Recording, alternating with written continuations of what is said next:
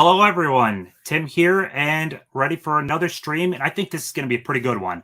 So, we're going to be going over cover art, specific cover art, posters, movies that grabbed us because of the artwork. And I have an absolutely fantastic panel lined up, and this is going to be great. But before I bring everyone in and intro them, I want to go over how integral cover art is to just all of this. It's advertising and it's meant to grab you to see the movie.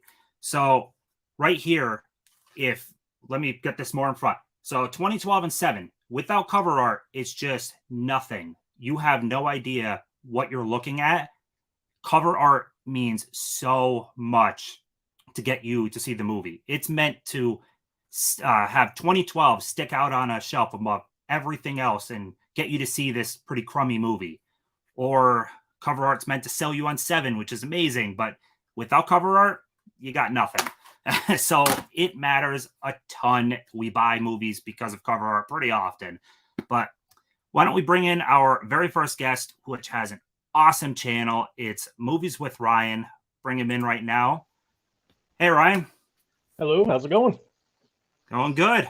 So I'm going to make you full screen, and I'm going to let you intro yourself and talk about your channel. All right.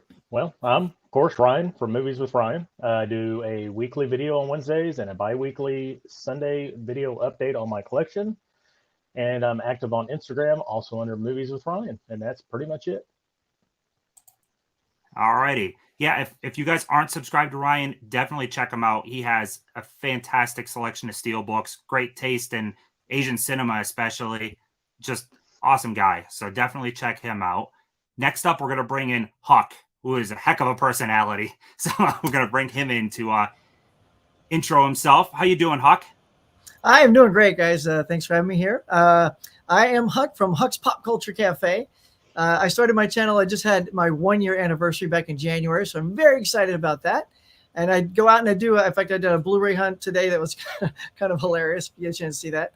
I do top 10s, custom consolidations, and I recently started a box office breakdown that I just started last week on Monday, so we'll see if we can keep that going. So we're just trying to always keep it fresh, keep it entertaining, and there you go. And I'm on Instagram, Letterboxd, TikTok, all that good stuff. So come check me out. Yeah, so something to shout out about Huck. The editing on his channel is awesome. I mean, editor by trade, but it's really good. You make really snappy videos. All right. So next up, we're going to bring in Jagoda Blue, who is fresh off of his win in the movie collection battle, which that was a fantastic battle. So, hey, man, how you doing? What's going on, everyone? Hey, so go ahead and intro yourself. Sure. So I'm Jagoda Blue, fellow physical media collector. I actually just started my YouTube last year, so probably around summertime-ish, should probably make my 1 year. Also on Instagram. Love steelbooks, but I collect other stuff as well. And I am a lover of cover art. I do on my channel, the weekly Blu-ray Tuesdays. I do a Fave 5 where I recommend 5 movies on Friday. And then I just started a new thing, Time to Talk, do more discussion pieces. So definitely looking forward to this conversation today. Awesome. Yeah, you were actually, all of you guys were ones I thought about right away. But I know how many copies you buy of different artwork from like Manta Labs and stuff like that. So I know artwork matters to you a ton. Oh, yeah. So before hopping into our roundabouts on what everyone picked, let's go through the chat real quick, see who's here. So we got Horror in 4K, first one in. Everybody smash that like button. Yeah, thank you. That means a lot. Smash that like button. It would help so much with the algorithm because YouTube is something when it comes to what it wants to promote. My Killer Podcast here. Perry fan. Oh, yeah, cover art used to define the video. Yes, it did, which we'll be going into. Love Asian cinema. Then if you're not subscribed to Movies with Ryan, you definitely need to be. What's up, Mel? Jerry's here. All right, so caught up on the chat so far. And Ryan, why don't you kick us off?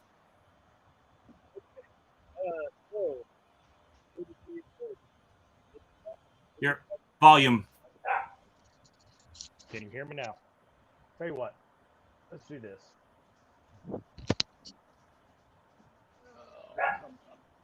see what. Skip. Yeah. Huck, do you want to go and then we'll hop back to Ryan? Sure, Ryan. Yeah, I'll take it over. Yeah. Okay. Cool. All right. Am I back? Oh, there you go. Yeah. You're good. You're good if you want to go now. Yeah. Okay. Yeah. Take it away, So, sir. since I told you I'd be the first one to screw up.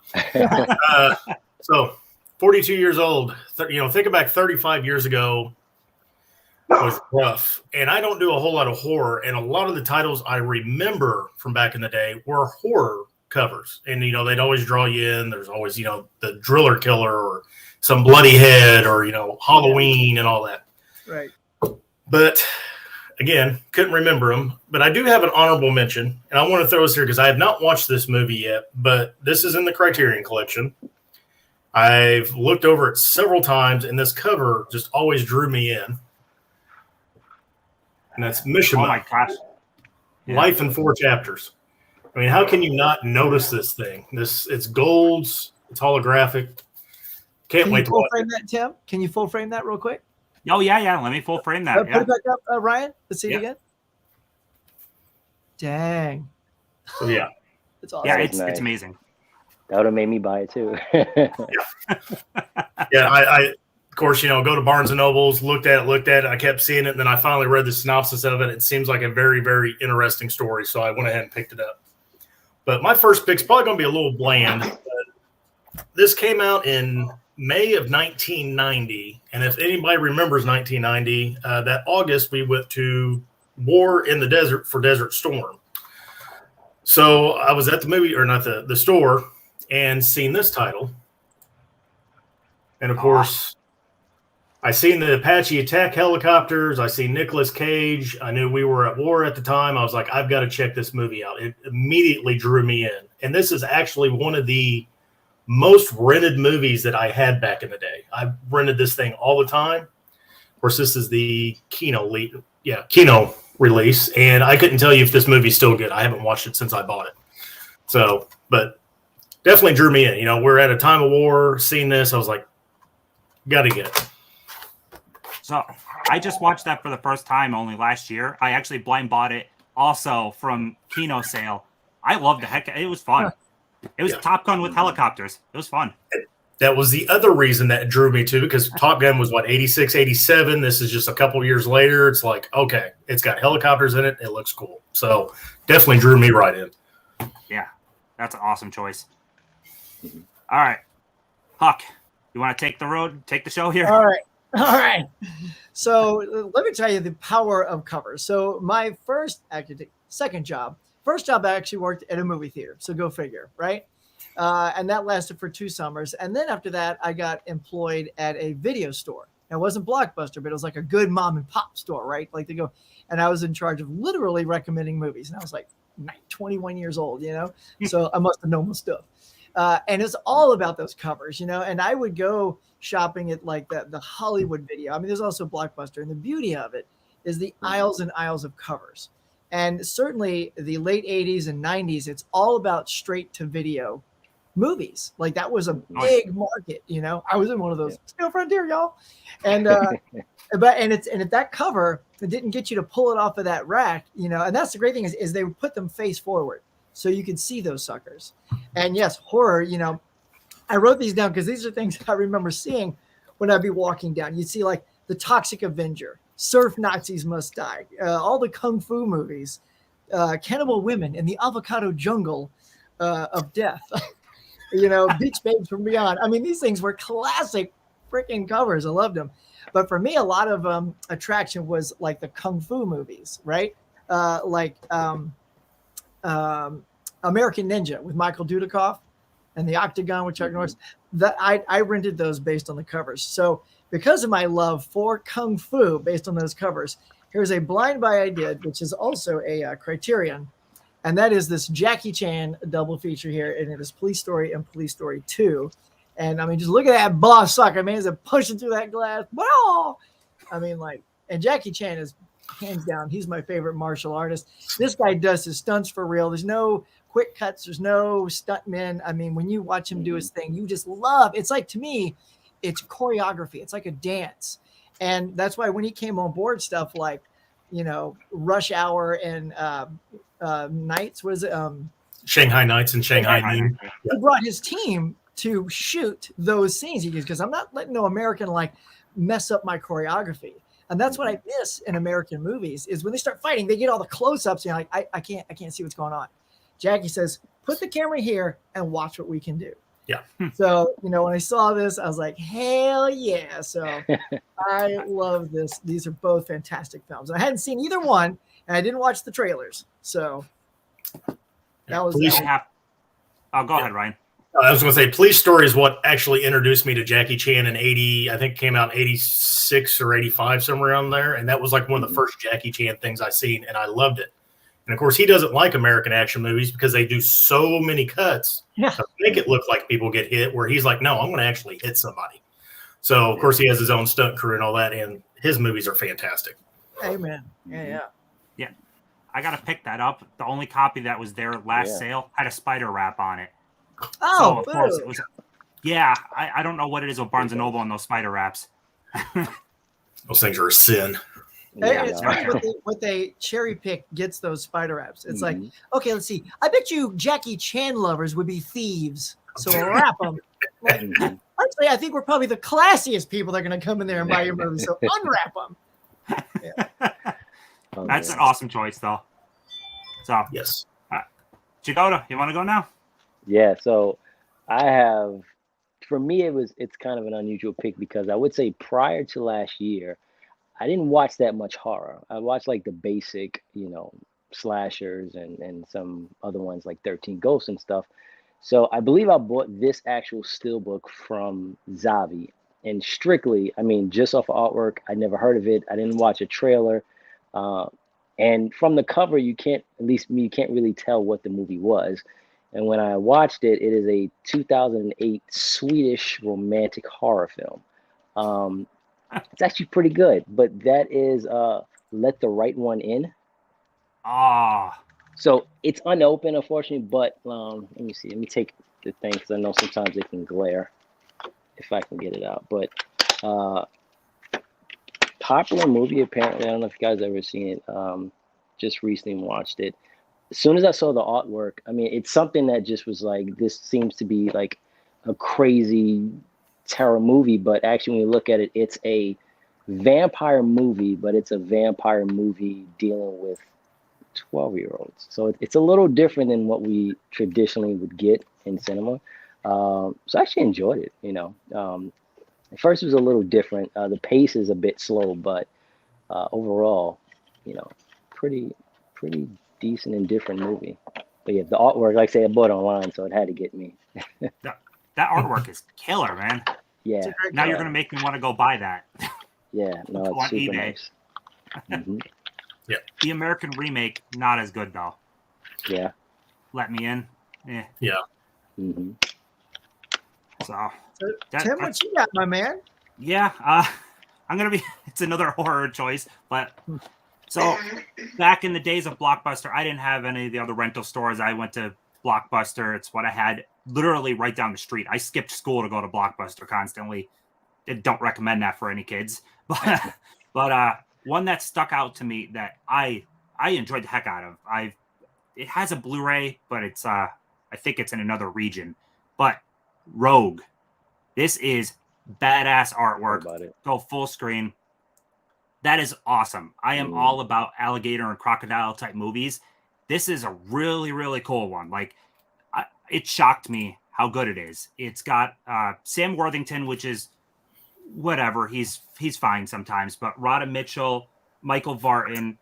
And at the time, I didn't know who any of these people were. This is like a 2007 movie or something like that. And it's the ship.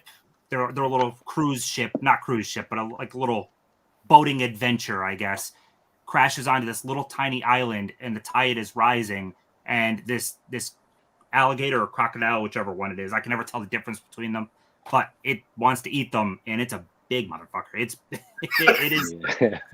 It is a really, really cool movie, and this cover art is sick.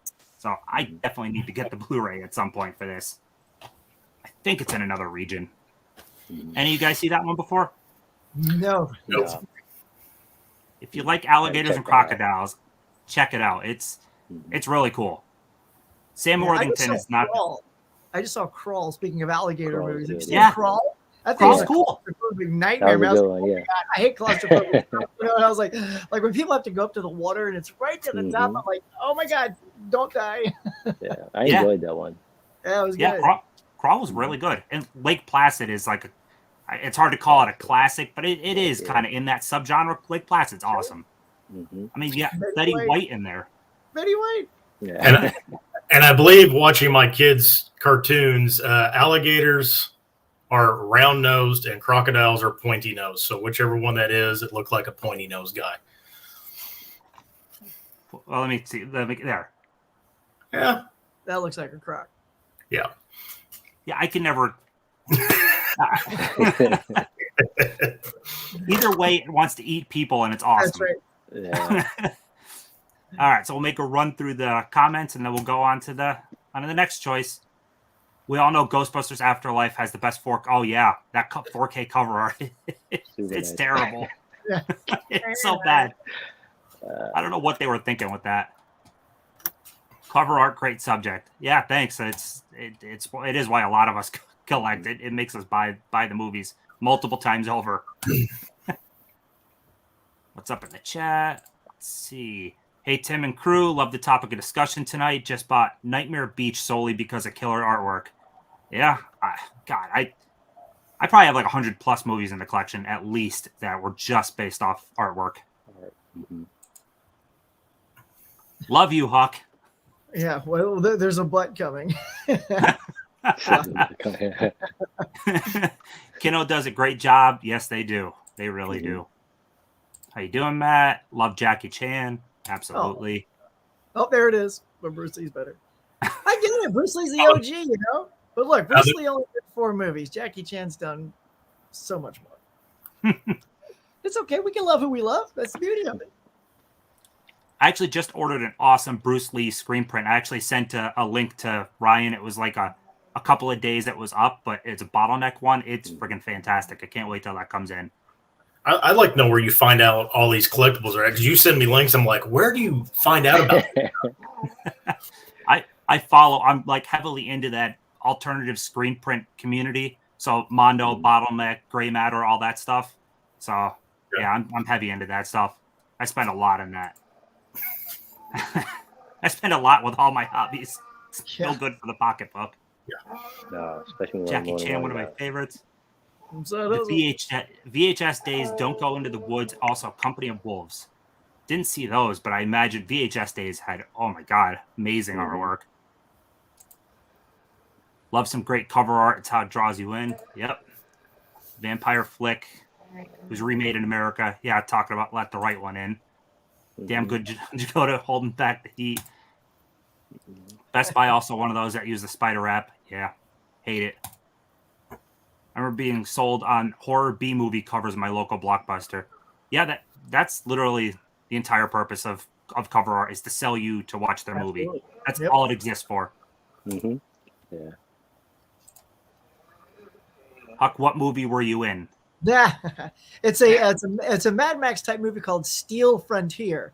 It actually has Brian James, Kane Hodder. Y'all, I got to act with Kane Hodder, man. Freaking Jason Voorhees, and Bo Svensson. To those of you who know Walking Tall, the non-rock version of Walking Tall, The original, the good one. the OG. Yeah. And it was a lot of fun. I was running around. It was called Chicken Boy. Chicken Boy was my character. My hair's all spiked up. I'm just like, you know. And the bad guys had to have a mascot running around. And that was that guy. It's actually on Amazon Prime, and also FilmRise has an app. If you got Roku or any of those things, if you have FilmRise purchased PM Entertainment's library, which is who made it. Like back in our day, speaking of these titles, you had like Full Moon was the horror, and they had all that stuff, and then PM Entertainment was the low budget action, and then not John Carpenter, Roger Corman. He was sort of the low budget everything. Yeah. And all those were, based on those covers that you would go, because those weren't in theaters. So I hate to say it, though, that the cover art for Steel Frontier is not the greatest. It's just a face with a gun, and I hate those. It's like, so when are you When are you selling signed copies of that DVD? I guess I'll make that a special. Yeah, All righty. So why don't we kick into round 2 and Ryan, go for it.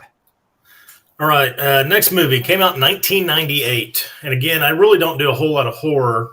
And the front of this cover is kind of plain, but there's a name on here that caught my eye and drew me into it. Oh, D. Snyder's Strangeland. Yes.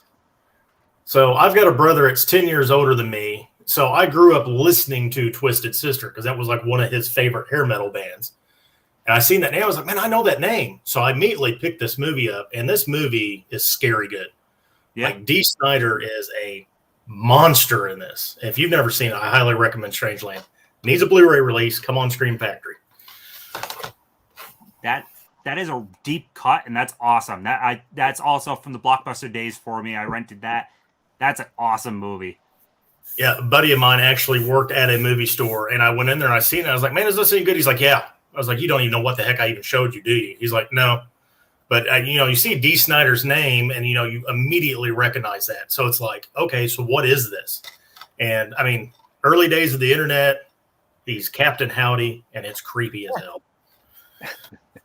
Oh, man, I'm going to have to pick up the DVD now. I don't have it, but now you're making me want to go on eBay, like, right after this. It's the bad thing about being collecting. As soon as you hear something that intrigues you, it's like eBay. It's right there. Yeah. I haven't seen that movie in, like, 15 years. Mm-hmm. Yeah, 98. So that's been, what, 24 years now? Jeez. Yeah. Damn. Yeah, that's an awesome movie, though.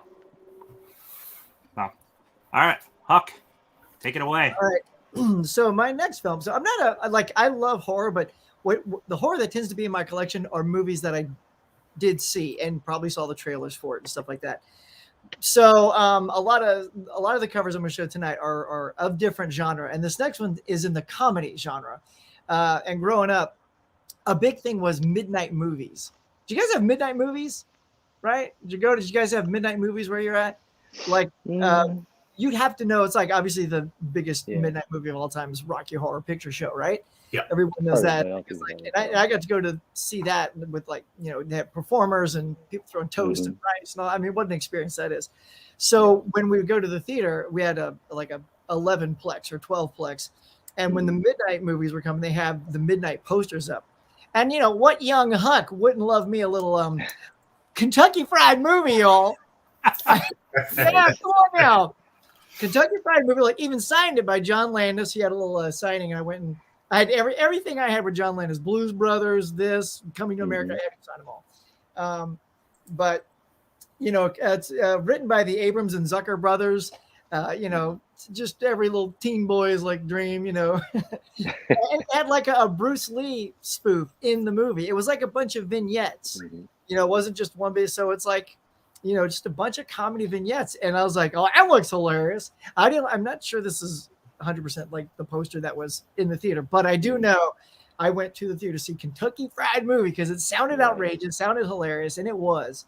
So, yeah, if you have not seen Kentucky Fried Movie, I mean, it's a strange bird. I gotta check that one out too. But John Landis, he was on a rollback. He had like Animal House and Kentucky Fried Movie, American Werewolf in London, and he kept pumping him out in the 80s, and this was one. So yeah, I just wanted to like jump off the horror genre for a second and hit like a hilarious comedy that pulled me in based on that enticing poster. Kentucky Fried Movie. My local Books A Million has one of those big like DVD bins just full of used movies to go through. And I've run across that movie at least 10 different times, and I keep picking it up because the cover is awesome. It's crazy. I'm not. Yeah. I just haven't pulled the trigger yet, but maybe I should.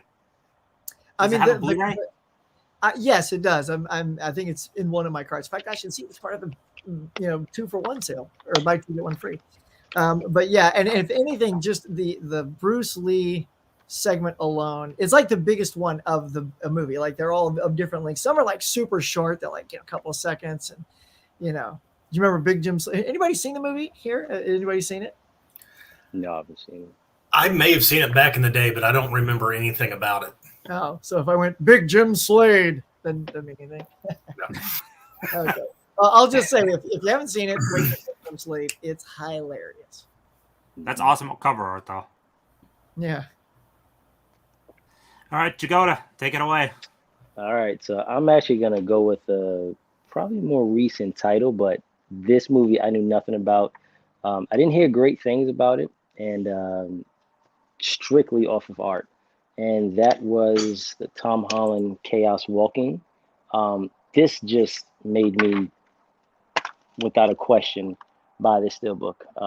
Not knowing what it is, because I don't think it can give away what it is, but I watched it. It's, you know, I can see if somebody may like it or not, you know, kind of sci-fi, but essentially, if you don't know the storyline in a nutshell, you know, you have like this, I don't know, location where it's basically all males. And the thing is, everyone can hear their thoughts. There's no females because apparently you couldn't hear the females' thoughts, and it's called noise. It looks like there's like this aura spirit that's coming out of them. So every time they think, you see kind of this aura coming off of them. And then some lady crash lands onto the, I guess, place where they're at, and obviously she's a woman. They don't want her, so they capture her. And so Tom Holland is essentially trying to save her. And it's a weird movie, you know. But so this may be one pick where I legitimately bought it off of artwork, but it's something that is a one and done for me. I don't think I'll watch it again. But I love the steelbook. I love the steelbook. Lionsgate, of course, kind of suckers me into every steelbook, I feel like. So they got me on this one. They got me on that one. So I actually have the exact same steelbook. I was going to pull it, but I forgot my steelbooks are on that side now. But yeah, that's the thing about cover art. It can suck you into movies that aren't great also, because the cover art on that it's stellar. I mean, that's an awesome looking steelbook. Yeah. I didn't get to it yet because I heard almost nothing good about it. Yeah, it's a weird concept, but you know. Yeah, well, I think it's a book, I believe, right? I think it's adapted from a book. I think so, yeah. Yeah, I and believe so. From what I understand, it's one of those movies it's too complicated to try to put into a screenplay and make it work right. Yeah, and just the premise of it was just a little, you know, like just how the premise of the fact that you can hear the individual thoughts, because that's kind of the main thing about it, and it's the reason why there's all men and no women. And now that you see a woman here, it's like the end of the world. We need to get her, you know, kind of too simplistic. But then they made the movie like harder to understand than what it is. So it's kind of contrasting views. I don't know. Teach your own. If anybody out there likes it, you know, yeah, I get it. But you know, for me, it's a one-time watch. I'm gonna get around to it at some point. Yeah, I say that about everything on my shelves, but I'll get to it at some point. No, I think we're all back. Isn't that the whole thing about the covers, though? It's like that is such a striking steelbook, and it worked. Like that. The point is that people like us, and you like, oh, that looks wicked. Yeah, and it was just So you got to give it up to the people who marketed it. It's perfect.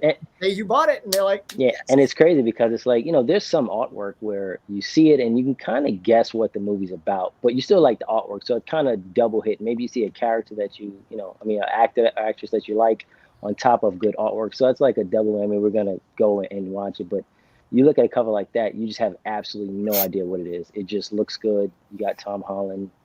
Who else is Daisy Ridley? So you're like, okay, why not? You know, nice. But because that was the first movie she did after Star Wars, right? Star Wars, yeah. Yeah, so they were trying to really push her out there, and of course Tom Holland was blowing up, and I don't think it worked out. It was hard to translate from book. The whole mind reading thing's hard to translate from book over to movie. Yeah. But I mean, it's a steelbook. You ain't gonna do much to thrill us steelbook collectors. I mean, it's. Yeah. That movie is probably a case of not everything needs to be adapted from a book, though. Yes. Right. They are adapting like everything they could possibly get their hands on these days. Yeah.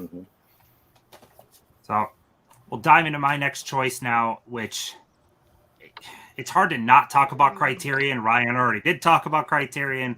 They are probably the leaders with artwork. I mean, their artwork is stellar on probably 9 out of 10 releases for them. And sometimes I'm one that likes simplistic artwork. Something simple and striking works for me. I know what you're going to pull. I don't know if you do. I don't think you do, actually. This is Okay. I don't know how many people know this one, but Okay. Night Train to Munich. This is a very, very simple cover, but I love it. I mean, you got 3 basic colors in here.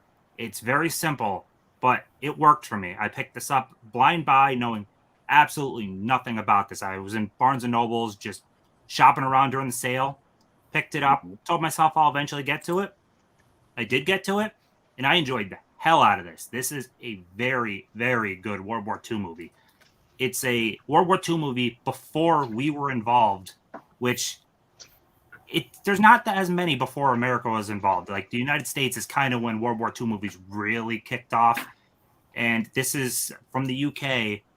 It is a really good movie. It's basically the Germans are trying to get this Czech scientist to work for them, and he's trying to escape them. And the whole movie is essentially real time, and it's very good. Miniature work in this is amazing. Miniature work doesn't exist anymore because now it's all let's just CGI it. I appreciate miniatures, and this movie really pulls it off. It's from 1940. Definitely worth checking out. And the artwork sold me on it, and it worked. I enjoyed the heck out of it. Mhm. And you guys see that one?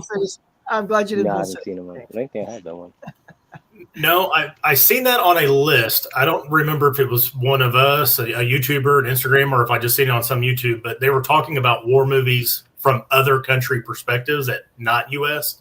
And that was listed like I think number 2 or number 3 on the top 10. So probably need to check it out then.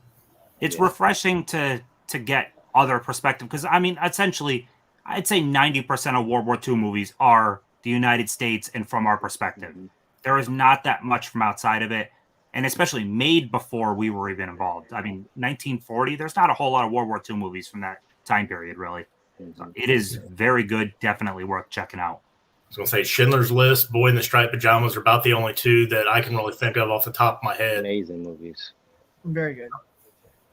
Yeah, but this is even one made during that time, though, too. There's probably even less that were actually made back then, too. It's, yeah, I highly recommend, definitely. It's worth the blind buy, I think. That's So- a good pull. I like that choice. Yeah. I thought you were going to go Citizen Kane with that stupid K on the cover. I'm not going that simple. Freaking I- cover. Look, simple is simple, but freaking the letter K? Come on. Okay. But Criterion's Oh, here. like K. I actually thought, I mean, you looked at what it is inside, though, right? I Yes, actually the whole like it folds that. out. Yeah, I Well, then like do that. that Actually, inside. Then do that inside. That's cool. But for the cover to be just a black K, I mean, have yeah, like I have the globe or the sled Or even like a side shot of Kane or, just Yeah. Yeah. a profile picture or something. because it had such beautiful black and white photography. Any image from that film would have been stellar in the silver K. But yeah, it's all good. It's a good movie, but it's a lazy cover. I didn't go that simple. Good. But- I like the train to Munich. That's really good. All right, so we'll make a run through a little bit more of the comments, and then we'll head on for the next one. You and me both, Tim. I've seen his collection. It's all fire. Many people have better collections than I do. Especially Ryan and Jagoda have stuff that I can't even touch. The amount of, like, rare stuff that they have. And I have a lot of you got to dump your wallet to get those, man. Yeah. My wife doesn't want me to dump my wallet. I already dumped my wallet with a lot of stuff. Bunch of rabbit holes. Don't do it. Oh, man. Hey, Huck's Pop Culture, have a great stream. Mel is awesome. Hey, Mel. Anyone notice that Euro covers are a lot of times cooler than US covers? Yes. Absolutely. Yes. And they get that embossing. Oh, yeah. And they just get completely different licensed art for everything. Like, Mhm. it just crazy. I feel like they get more like kind of like Mondo and that, where like they have more freelance on their art on their covers, where like in America they're restricted to basically movie posters or a screenshot of like a very important part of the movie, and that's annoying. I love getting stuff from the UK and Germany that just have amazing covers on them. Mm-hmm. Yeah, definitely. My Killer Podcast, Mel, represent Lake Placid is a heck of an entertaining movie. Mm-hmm. Yeah, I said Betty White's Pets. That's good. Betty White was awesome in that movie, though. She was She's really great. good. She's like a scene stealer. Brokeback Mountain front cover is amazing. I can't picture that off the top of my head.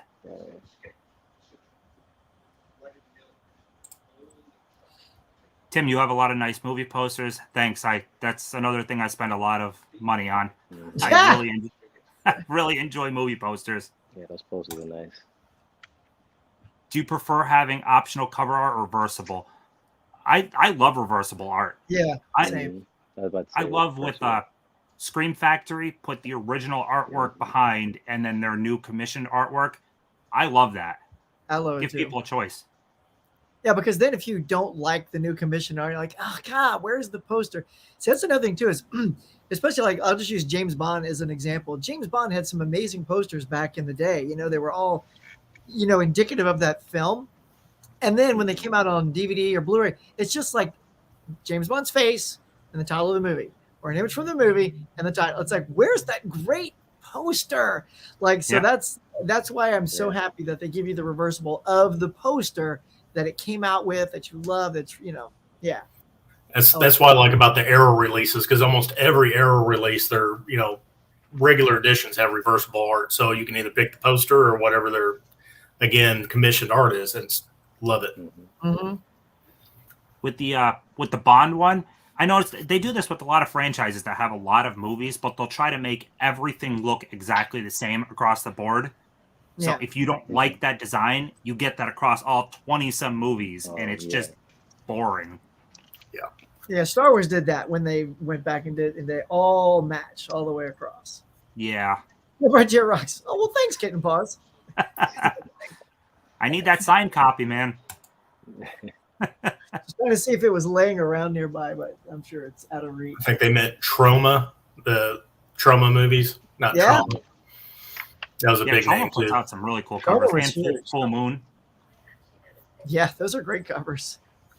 Like Bong, Killer Bong. Have you seen the cover for Killer Bong? Oh my God! I just saw that. What was it? Was it this morning? Because I jumped on that Puppet Master chest that they had on sale. Did you? Yeah, and as I'm going down, I see Killer Bong, and I'm like, "What is this?" I mean, it looked interesting, but and there's like 5 of those, right? Yeah, yeah. Like, a lot of Killer Bongs. Yeah, I was like, "Wow, it must be popular." I saw Jagoda's post about the Puppet Master set as I'm walking into work.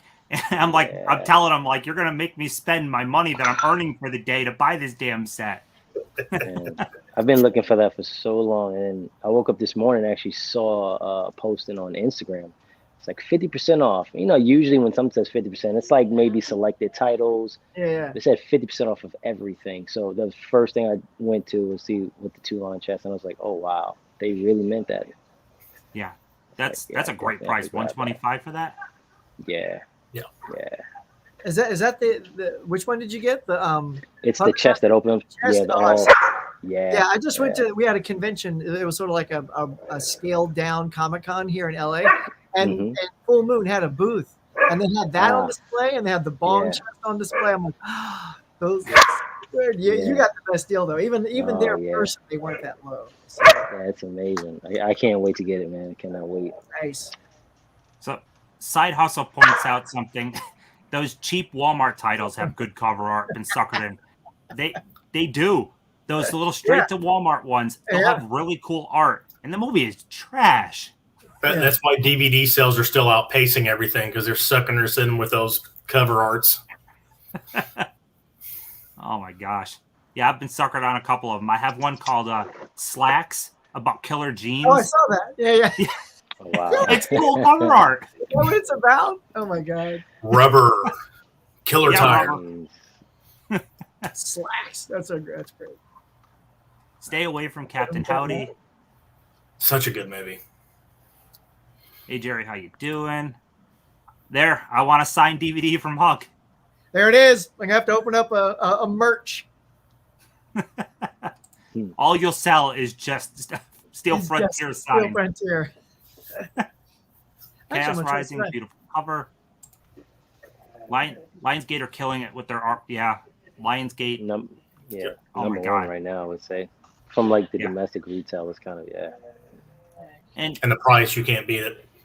well, that's No. it. So, Horror in 4K had a Instagram live. I was on it last night, and we're talking about the fact that Lionsgate could put out these titles at $20 on Steelbook in 4K, and they're obviously turning a profit. They keep releasing more.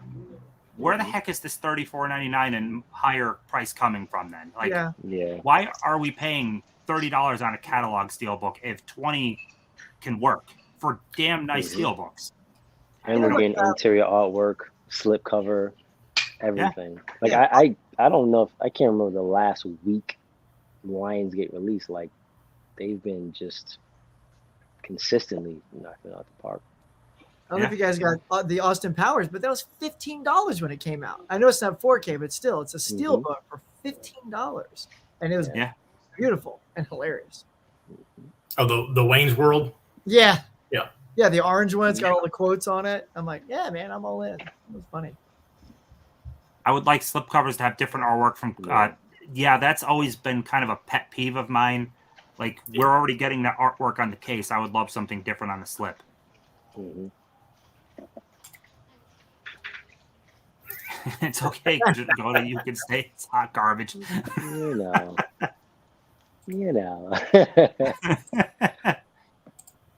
That's the worst kind of garbage. Yeah. Criterion, no slipcovers. Yeah, but their quality of their releases, though, I don't think they really need them. I've actually bought a second copy of a movie later because I found better cover art. Yeah. Yep. And third copy and fourth copy. I don't know how many copies of Evil Dead I have in my collection. Oh, yeah. That's one of my honorable mentions. Criterion is my least favorite artwork. I like Scream Factory style artwork. Yeah. That's fair. I think Criterion's kind of like a classier look to it, but I think like Scream and Arrow have a more dynamic, like artistic flair to their covers, which is the same. It's visually more appealing to me, but I like the classiness of Criterion. But yeah. And I think Vinegar Syndrome does an amazing job with their slips. Yeah. Amazing. Yeah. They are. I mean, the movies sometimes are a bit different, but their slips. Like I went to last year. It was like a con for like horror and some other stuff, and Vinegar Syndrome had a table there. So I had bought 2 titles. I've never heard of them, and I want to say most of their titles I haven't, because the very first movie that introduced me to them is they did Beastmaster, which is one of my favorites back in the day, and they did a box set. Where is it at? Oh, here. They did this box set in 4K. Oh, dang. And even inside, I'll show real quick, like they have artwork everywhere. Oh. So this automatically, when I saw this release, I said, I absolutely have to figure out what company this is and, buy from them and support them. So I bought a couple of titles, but I don't know some of the movies, but their cover arts are just amazing. Yeah. That's fantastic. That's it's really nice. It's really nice. Now, have you watched that movie yet? Beastmaster? Yeah. Oh, yeah. Okay. You know what? I'm probably biased, but I still love this movie. I haven't watched it as an adult. I remember it as a kid, but I don't know. Yeah. If it holds up, Yeah. It's the old hold up factor, man. It crushes us sometimes. Yeah. Yeah, Vinegar absolutely does kill it. I think because they know that their movies don't appeal to everybody. So it's like we're drawing you in with our amazing packaging. And if you don't like the movie, whatever. You have awesome packaging. Yeah. Well, that's the other part of it too. Having it displayed on your shelf, you can front face them out. You can look at them. It's not only something to watch. It's something to look at. It's definitely a piece of art. Yeah. Well, we'll hold on the comments, and why don't we go into the next one? So Go ahead, Ryan. All right. So I do have a lot of steel books. Of course, there's people out there that have way more than I do. I found out. But I don't usually blind buy steel books. Usually they're movies that I know of. But I was on Zavi's website ordering something because you never know what they'll have. But they had a small restock of the steel book, and it caught my eye just because of who's on the front of it. And it was a movie I'd never heard of. I don't know if I can get it in there. My camera's not going to do this justice. This is like it's gloss. This is white, and there's purples and blues all throughout this steelbook. But it's Ryan Gosling and Michelle Williams, and I've watched it since, and it's a very hard movie to watch. I mean, it's about relationships, and it goes through the whole gambit of them meeting. There's spousal abuse in it. There's basically rape in it, and it's a rough watch. But I seen Ryan Gosling. I was like, okay, what is this movie? And the steelbook, of course, looked beautiful. So I had to pick that up.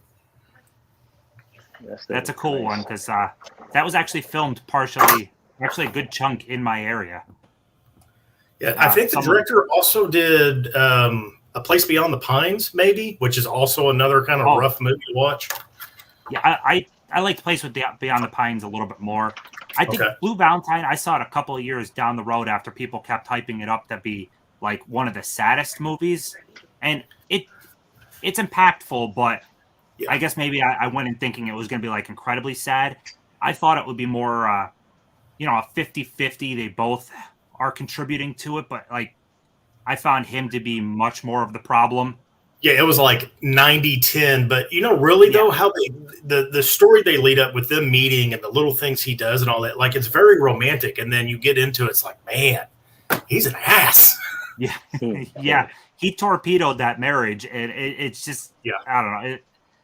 It's really cool though seeing the Scranton area, and just in general, a lot of it was filmed in like Northeast Pennsylvania. So that was kind of cool to see. Cool. That's an awesome steelbook also. Yeah. How do you feel like that's a good topic then, Ryan? So how do you feel when you buy something, it looks beautiful, it's fantastic. I know we all have copies of things that look beautiful, but it's kind of a one and done. You go to, like you were just saying, the thing you just bought there, it's beautiful, but it's a one and done. So do you hang on to it because it's pretty, because you're probably not ever going to watch it again? Or at some point, does it maybe get paid forward to somebody else who wants it, and then you put something new on the shelf in its place? It's probably about a 50-50. It depends. If it's a steelbook, I usually keep it just because I love steelbooks. But if it's a basic Blu-ray release, if I don't like it, it goes right back to my thrift store that I thrift at every week, get store credit. I mean, I've been living off store credit off my shop now for like the last 7 or 8 months buying stuff. So nice. That's pretty much where it goes. Yeah, I usually keep mines, but it's one of those things where I don't have such an attachment to it. So if it ever comes to a time where I do sell it, that'll be quicker to sell than one of my other movies where I'm just like, I'm not even thinking about selling it. Typically I just try to keep most of my stuff. I'm also weird. I like movies like this. I like hard watch movies. They're just kind of a reality check. So I'll go back and watch this again. But yeah, I'm not getting rid of that steelbook. I'm pretty sure it was a limited steelbook too. Like I know Zavi does, like they used to do the exclusives where they were limited to like 1,000 or 2,000 copies, and their main runs are like 3,000 to 5,000. I'm pretty sure this was one of the Zavi exclusives, so it's a limited, like a very limited number. So that'll be a resell way down the road. Yeah, and Huck, to answer your question, I basically do the exact same thing as Jagoda. Right now, I'm not at the point where I need to sell anything, so it kind of just sits there, even if I don't like it. And when I get to that point where it's like, okay, I need the space, I know which stuff can get the chop. Yeah. So, and no crocodile tears. For now, it could sit on the shelf. It's fine. Now, here's a quick question. Let's say you bought a movie purely for artwork. Let's say it was a Blu-ray, for example. You watched it and you just wasn't a fan of it, but you still kept it. If they released even better artwork for 4K, would you buy it because the artwork is even better? Or you're kind of like, I didn't like the movie, so I can't push myself to buy it? I wouldn't buy it.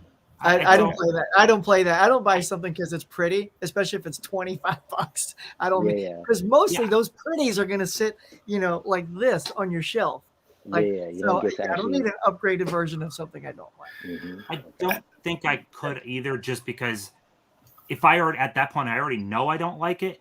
It's hard to display that. Like, I don't like this movie, so why am I displaying it? Really?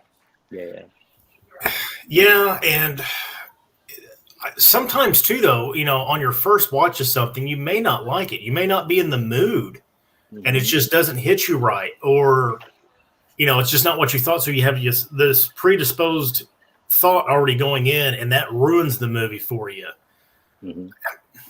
So maybe, sometimes maybe if that art is just killer, if they come out with a steelbook, I might. But yeah, overall, no, I don't think I would upgrade. Or pick a different art just because. Yeah, I'm like that. I wouldn't do it. The only time I can say I will do it is if that'll happen. If Mondo decides that it's ever going to come out with artwork, I'm going to get suckered in. That's 100%.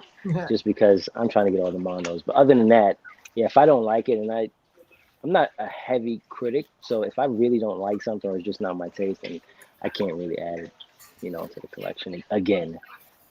Yeah. Well, and space is a thing too. Do you guys, when you do upgrade, do you get rid of your old one, or do you keep that as well? No, I get rid of it. Yeah, same thing.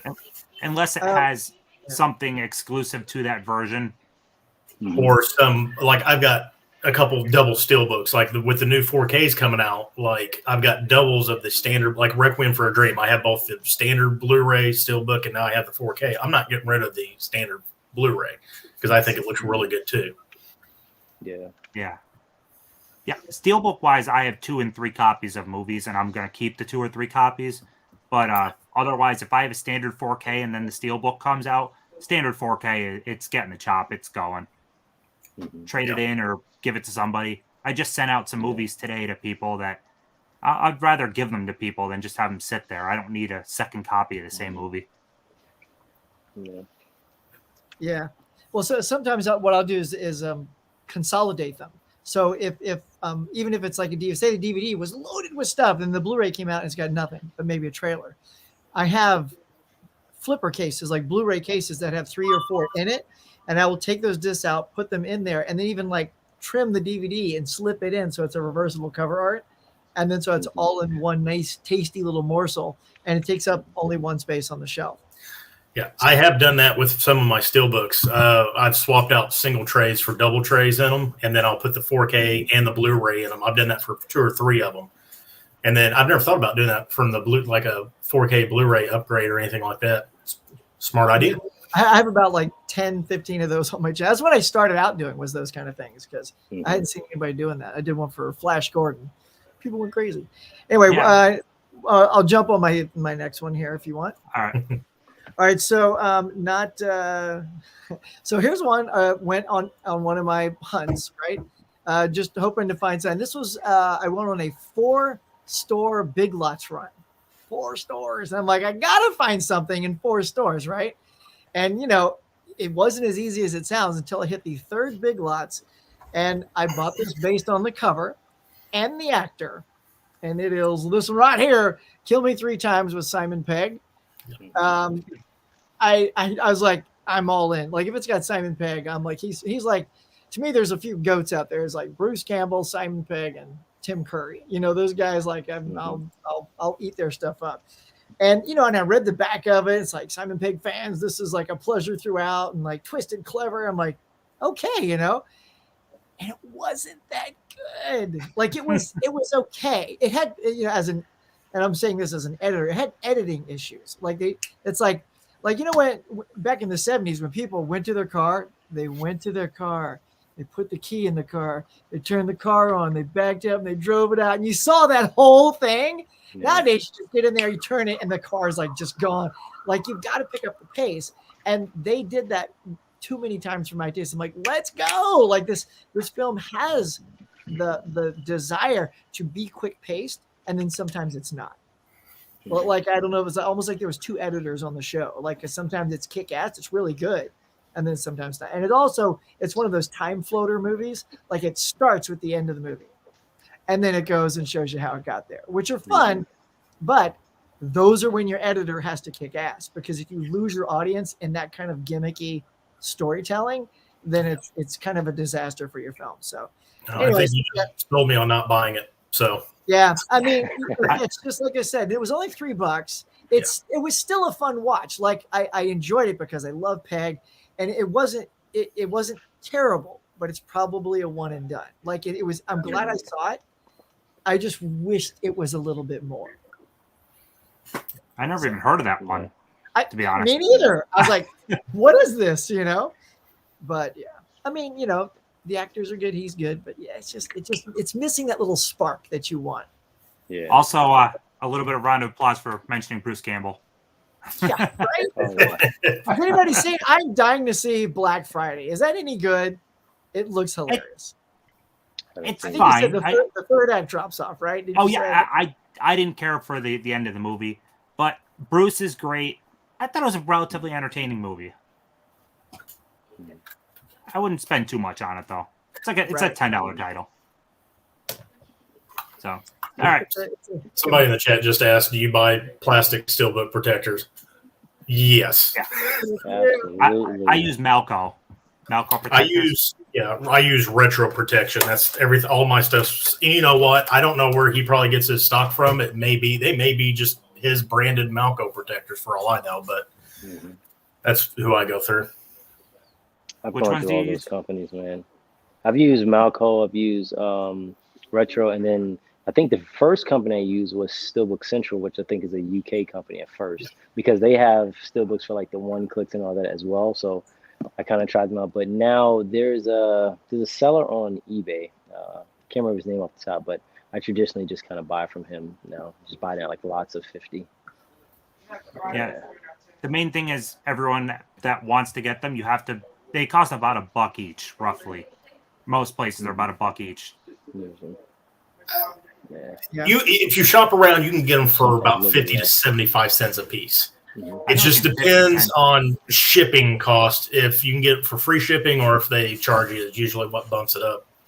I think mine's roughly is about $1. So mine's is like $42, $43 for 50, and it's usually, I want to say, free shipping for the most part. But I've been buying from like a couple years now, so yeah, pretty good. Yeah. So you want to take it away in your next choice? Yeah. So I'm gonna do an honorable mention, and then I'll show you my other pick. But these are also gonna be kind of the last ones that I did blind buy and I did not enjoy. But my blind buy is, just to let you guys know, I'm a sucker for weather disaster movies and environment movies. So if I see anything like that, there's like a 50% chance I want to pick it up. But then, sometimes you can tell like this disaster movie is not going to be good. So I'm just kind of maybe see if I can watch it first. But I did pick this title up. I don't know if you guys seen Endangered Species. Complete bomb buy, but again, it looked like it was going to be something crazy. You got the hyenas on top of the Jeep. Essentially what happens is the guy takes his family on a safari trip. They're kind of going through like the life type stuff, so they need kind of a vacation. As they get into safari, they kind of veer off from where they're supposed to go. They get attacked by a rhino. Their vehicle turns over, so now they have to, try and find rescue because they have no phone. They're not near anything, and I guess when you go on these safaris, you have to be back before night because you can't see anything out there. As they go, somebody gets mauled by a leopard. You got hyenas out there, but the CGI is horrible, in my opinion. And just the storyline was it was not enjoyable. Who put that out? This is Lionsgate. Okay, I was just wondering because they've got the Blu-ray where they're writing it on the side now. I've noticed a lot of companies are switching to that. I kind of like that. It's more aesthetically pleasing. Yeah, agreed. Yeah, but it's just I got tricked on that one. And then my other one, my actual pick. And like I said, I'm not a heavy critic, but I bought this for two reasons. One, because I traditionally like the actor, and two, the artwork. I'll show it first, then I'll talk about it. But we probably all heard "Prisoner of the Ah. Ghostland." Now, Nicolas Cage, I know he's Nicolas Cage, but he had some pretty decent movies before. So sometimes I'm curious to see what the movies are. Like I said, I love this artwork. You know, he's got two swords in the back, so I'm like, I have no idea what this is. I believe this takes place in a Japanese like location, and it's like nuclear waste area. And there's a governor that kind of mixes Japanese and American Western culture together. And his, what they call it, adopted granddaughter. He has a bunch of these, I guess, escaped, and they're sex slaves apparently. So she escapes. Nicolas Cage is a prisoner, and so he hires, or he picks him to essentially go find her. He goes into this wasteland where you have these mutants and other individuals, and then they do a revolt. It is by far, it was bad. It was almost, I didn't finish the movie completely because I had to stop. And like, there's not a lot of movies that I can really say, you know, I don't like. I do not like that movie. I don't know that. It was different. What's the quote on the front of that from him? This is the most insane movie. Oh, the wildest movie, yeah. And then I know when I threw this in, they have the trailer for Mandy, which I've seen that Mandy Steelbook so many times at Best Buy. I wanted to pick up because it looks good, but I was like, I don't know. And then when I watched the trailer, I was like, I've never seen it, but Mandy's better. I will tell you, Mandy's better. And the Steelbook looks pretty good. The pinks and purples, and that's really nice. If you want a pink Steelbook, throw up on there. But they're still. Yeah, but this one I just could not get into. This probably is like my second worst, maybe. It was a lot and mixed, and I know Blu-ray King loves this movie, but I don't know. Yeah, somebody's screwed up the Steelbook on that though. Two discs inside of a one disc hub. That's another thing. Yes, that was another thing. When I first opened it up, I was like, first of all, you get no sticky, but the Steelbook in of itself, and I love gloss finishes. I'm not a matte finish person, but yes, when they do the disc stackers, which I have not seen this in a while. Usually they give us, but this was bad. So yeah, like every one I ran across in store, the discs were loose. Yeah. Not a good one, in my opinion. Mike Dilla podcast, I will say that was hot garbage. I will say. Hey, we're saving each other money on these jacked up titles. Yes. Good job, gang.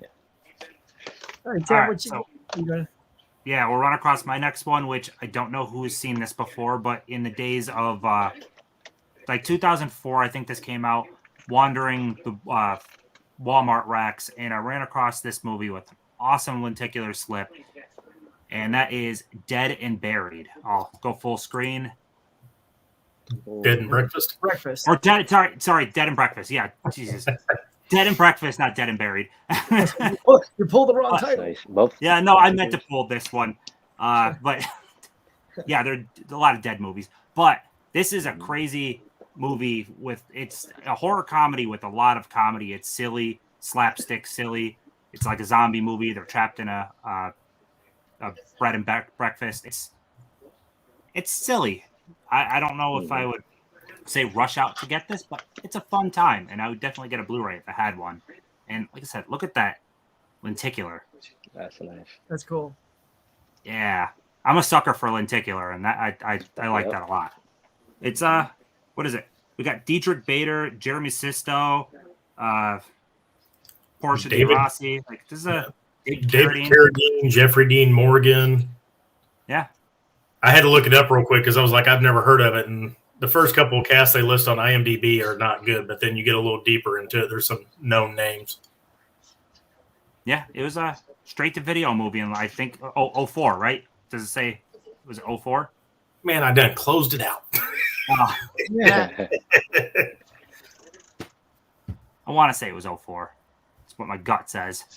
Yeah, 2004. You are correct, sir. Yeah. Yeah, it's it's a pretty fun time, but it's super slapstick silly, like dancing zombies type silly. But I enjoyed it, and the cover art definitely made me pick that up. So why don't we run through the chat a little bit more? Cool. Where we left off, and talk about last night in Soho, especially how dope the artwork was. Yes, that was amazing artwork. That Steelbook was fantastic too. Yes, it was. I was bummed I missed on that. I did too. But even the slip was tremendous looking. Whoops. Yeah, the K isn't awesome. So, some like the Batman logo. Yeah, exactly. Serpent and the Rainbow cover art scared the shit out of me when I was a kid. Same goes for the cover of Mrs. Doubtfire. Mrs. Doubtfire. Criterion Citizen Kane, worst cover art in my opinion. Yeah, I'm probably in the minority that I'm fine with it. I'm not going to go say it's cover art of the year or anything, but I like the concept of it. I bought the T2 Steelbook because of the cover art. Yeah, that was one of the best of last year. That was such a good Steelbook. Oh my God. But that's more Lionsgate killing it. Do you guys buy slipcovers on eBay? I don't. No, not me. No. Slipcover. I'm not really a big slipcover guy. I mean, if it comes with it, like if I buy a new release, I expect it to come with it. But I do so much thrifting. If I'm out and I don't see a slipcover, I don't care. Here lately, I've been picking up some just to have them, but it's not, oh, I've got to have everything. You know what's a real shocker if you do an experiment for yourself? Take one of your rows and see how many have slipcovers. Take all the slipcovers off and push your movies together, and I guarantee you will get almost 5 or 6 spots for more movies. They seem thin, but when they're on all of your movies, you can get almost 10 more titles on your shelf. Yeah, it's a big space savings. It's also a great. Now I have downsizing to of go those watch protectors. Slacks. You have to spell it. It's a double X. Yeah, because these protectors are slightly bigger than Steelbooks. So, I think my shelf downstairs, I got about 75 Steelbooks per shelf, and I could probably have close to 100 if I didn't have these in protectors. Wow. Yeah, it changes it. But it's worth the space to protect them, though. Yeah. Oh, yeah. These Lionsgate 4Ks just released because they couldn't sell most of them, so they put them in a nice Steelbook. I mean, there is nothing saying that they weren't reusing unsold copies, but some of them are fresh. Like Hurt Locker that's a brand new to 4K one, right? Yep. And then the Punisher, La La Land had a 4K, didn't it? Yeah, that had one. Yeah. Okay. Yeah, Hurt Locker's new. Requiem already had one.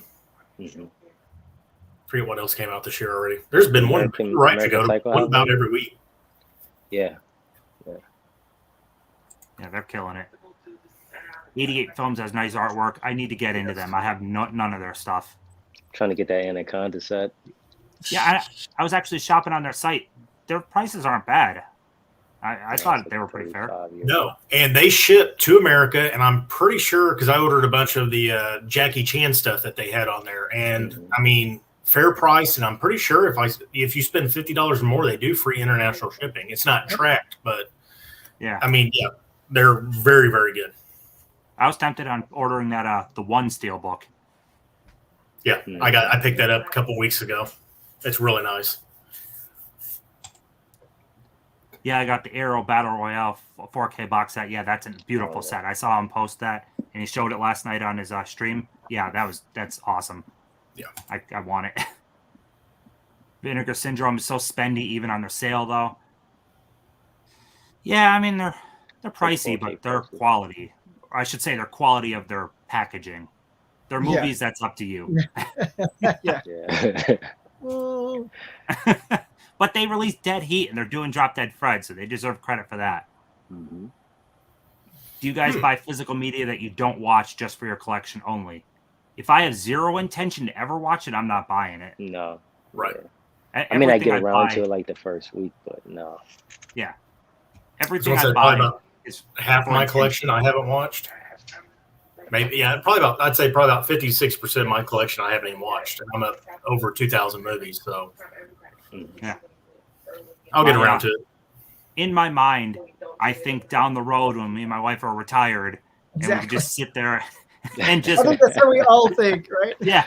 It's a When I'm physical media old and I've got marathon. nothing to do, So I'm just buying for retirement, Tim. That's all. Mhm. Blue Valentine is hard to watch, but a beautiful cover. Yeah. Vinegar Syndrome has their Valentine's Day sale. I didn't look into that yet. I'm a sucker for that. I will eventually get them. I have good intention to watch everything I buy, but I know I won't get to it all. I think all of us. I mean, there's only so much time in a day. Just, you know, it is what this it is. sounds weird. Is sometimes I'll even not unwrap it so that I know I haven't watched it. Yeah. And so I'll look at myself and go, damn, that's a lot of wrapped stuff. Mhm. Yeah. Just Well, as that's a mental thing. In a past room tour video I did, someone called out like, "Oh, you have all these unwrapped movies." I know because I don't watch them yet. Like opening it up does absolutely nothing for me. I'll open it when I watch it. Yeah, take it Yeah. easy, right? With those people. Did anyone pick up the Madman 4K from Vinegar? I didn't, but it looks cool. No. Not me. Ken's in the house. What's up, everyone? He took time away from watching Apex to come in here. I was just going to say an Apex joke. I did an Apex joke in my last video, just for Ken. That's like a permanent joke for him now, though. I kind of just want to send him all my shitty Bruce Campbell movies I have. No, Bruce Willis. Or Bruce. God damn it. I am screwing up. Well, I'll to be take. fair, there is shitty Bruce Campbell movies. Oh yeah. Yeah. Oh, I've seen plenty of those. What's actually funny is me and my wife have this running joke where I'm like, I'm going to watch a shitty Bruce Campbell movie now because he does a lot of garbage movies, but he is awesome. He always is. Yeah. But yeah, I want to send the shitty Bruce Willis movies to Ken. Do it. We got Brian here. Hey, guys. Ryan, since you like hard watches, if you haven't seen the film, check out the Criterion release of Shoah. Is that how you? Yeah, Shoah. Yeah, it's interviews with Holocaust survivors. I've not watched the whole thing. I have watched, I think, the trailer and some clips of it because, you know, the one thing about the Barnes & Noble sales, you know, you go in there, my store never gets the same restocks. They always have different stuff. So you go through and you look at stuff and you see stuff, and then I'll sit there and I'll look up the trailer, and I've watched it. And I don't think I'm ready for that one yet. That's a, you know, a true historic event that I don't know if I could sit through that. It'd be very hard to watch. Did you guys see the show Band of Brothers? Yeah. Not yet. Oh. They keep talking about it. Yeah. Keep talking about live streams. They're When, like the last episodes. Well, every episode, how they would start and end, they would bookend with the actual like when they would be accounting what happened, and it's like you see it in their faces. They're talking about these friends of theirs that are killed, and it's like, damn, this is tough. Yeah. Mm-hmm. What's up, Tim, Ryan, and Pops? So how about we'll finish with Brian's here, and then we'll head on to the next round of them. I love Requiem for a Dream, but having the 4K slip version already, there was no need going for the pretty steelbook. Yeah, that's one where I double dipped on that one. I'm getting rid of or maybe I already did get rid of it now. God, I don't even remember. But I didn't need 2 copies of that. That's a rough watch movie. That's a tough one. Yeah. I had just bought the 4K on Black Friday for $7.99, and then like a month later they tell that they're coming out with a steelbook for it. I was like, well, there goes that, because I was going to put my 4K in my Blu-ray steelbook. I was like, I'll just buy the steelbook. Yeah, it's a rough one. Kick off the next. Yeah, oh, it's excellent. It's fantastic. Yeah. So, Ryan, you want to kick off the next one? Yeah, so last year, at one of the Arrow sales, I was going through there looking for some stuff I needed to pick up, and I seen this title, and the cover really had me intrigued. And then I watched the trailer, and I was like, I'm buying this thing. There's no doubt about it. Dave Made a Maze. Huh. So basically, Dave is an artist that has amounted to nothing, and he lives in an apartment with his girlfriend. Well, his girlfriend leaves him and he gets lonely and he starts using all this cardboard and makes a maze. And it's a labyrinth. So the girlfriend comes home. He's trying to get him out of the maze. And he's like, I can't find my way out. And from the view of the apartment, it looks like it's like the size of a bed. It's just like this box. So she gets a bunch of friends together and they go in. There's like a man-eating minotaur. There's traps. They turn into puppets at one point. It's a crazy, crazy movie. And it's really good. I was so surprised by it. But I mean, the art just sold me. I was like, what is this movie? Of course, this does have reversible, and the reversible art is not, this is, I'm assuming, the original poster art. Not very good. The new art's way better. Yeah, definitely a lot better. Absolutely. But I would highly recommend checking this movie out. It is a trip. I mean, it's crazy. People die in it. They get eaten by a cardboard minotaur. It's weird.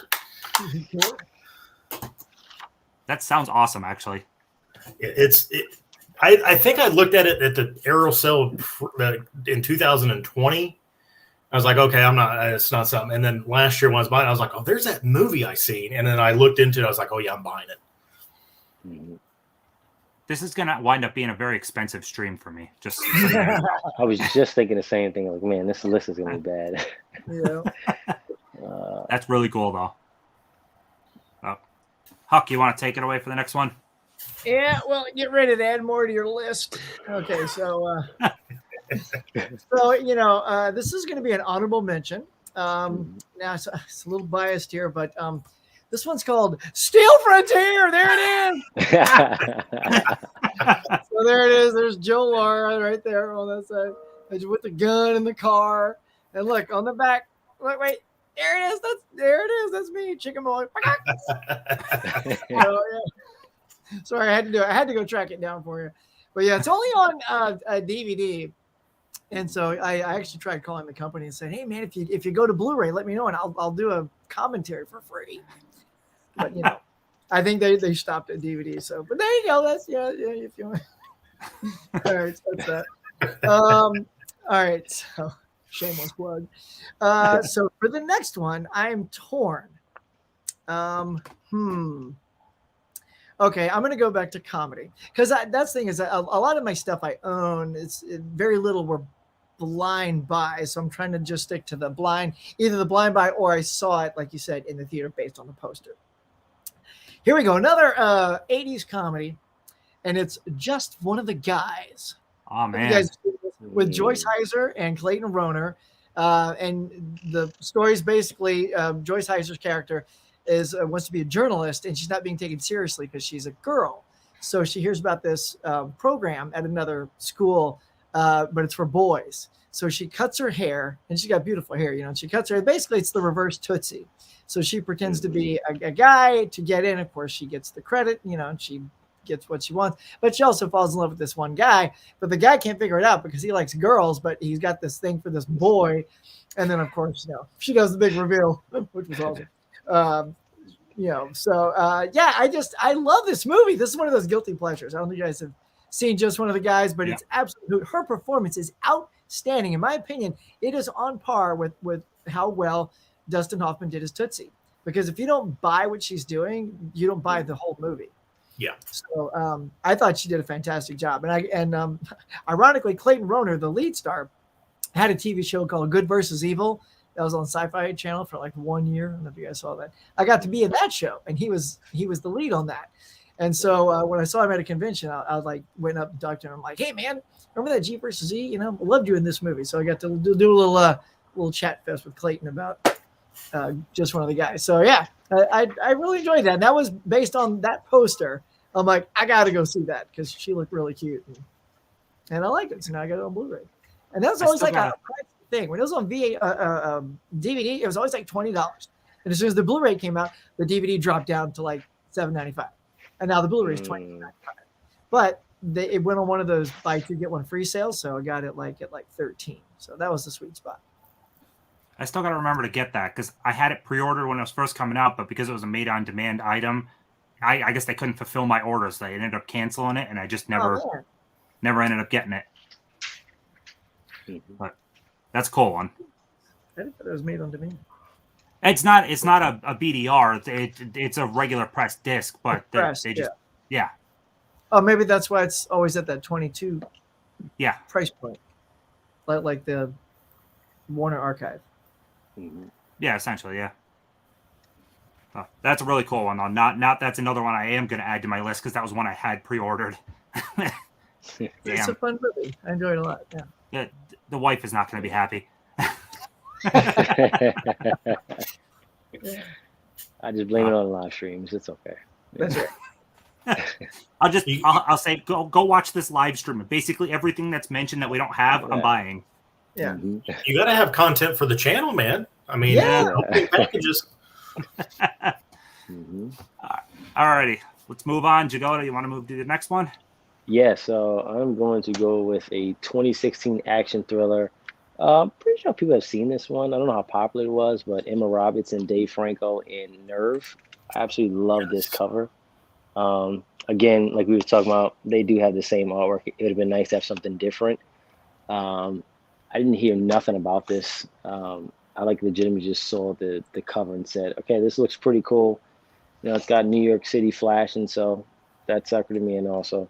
But it's cool because it's like this realistic game where you have, like watchers and then actual players and people sending dares saying, hey, do this. And then somebody who gets it that's a player actually has to do the dare and then film it. And then there's like monetary rewards. And but then as they're starting to doing it, like they start really, really small, like, you know, hey, kiss this guy. And then it goes up to something crazy, like where it's like you're essentially almost committing crimes. But now it's just become like this huge popularity thing, and you can even lose your life with it. And then there's like repercussions if you don't do it. So it's, you know, I like those types of different, I guess you could say game type movies, you know. I'm always in the mix of those. AKA, I love Ready Player One. I just want to throw it out. Yes. I absolutely love that movie. So, I love that movie too, dude. Oh, yeah, so I love those types of game movies. Different. And the artwork, just we don't get too many like pink and purple type slips. So I guess if I see one, you know. Yeah, I picked that up. No, I picked it up like 2 or 3 months ago for that exact reason. I'd never seen it on my shelf at my Mega Replay, and that slip caught me. I was like, what is this? I was like, oh, I remember this movie coming out, but I'd never seen it. And I picked it up, and it's a really good movie. Yeah. Not really good, but it's good. Yeah. Yeah, I thought it was pretty cool. I actually prefer Dave Franco to James Franco. James Franco's done some great stuff, but I don't know. There's something about Dave Franco. I like him. He's a good actor. Yeah. But when I was looking through my stuff, I only have that on DVD. I bought the DVD for like $1. I still got to get the Blu-ray, but I was tempted. I was like, this is really cool, and I almost grabbed that. That is very cool. So that's one I don't have to add to the shopping list because I own it at least. Yeah. Only DVD, but All right. So move on to my next one, which you remember when I screwed up the last round and said Dead and Buried?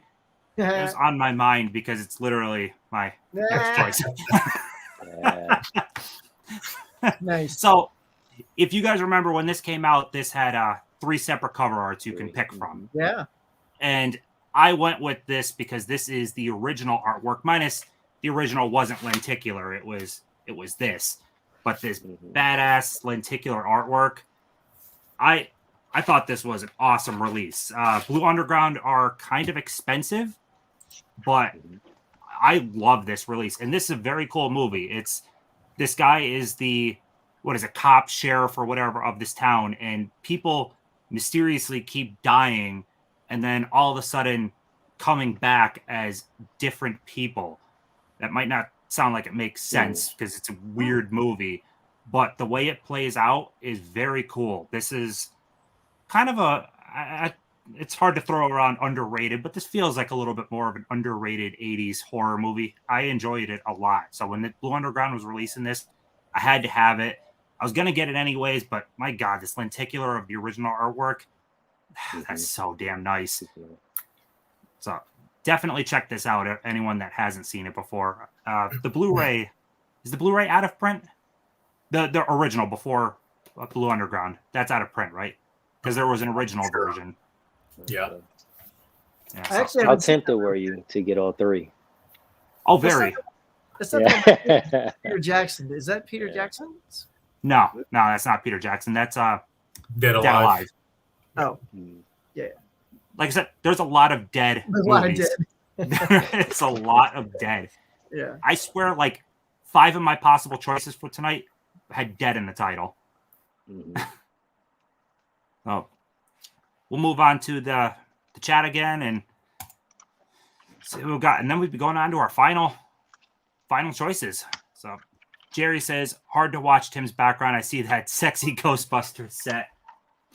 Yeah, I love this. Just to throw this out, I showed this in my last video, or not showed this, but talked about it. Sony needs to figure their shit out.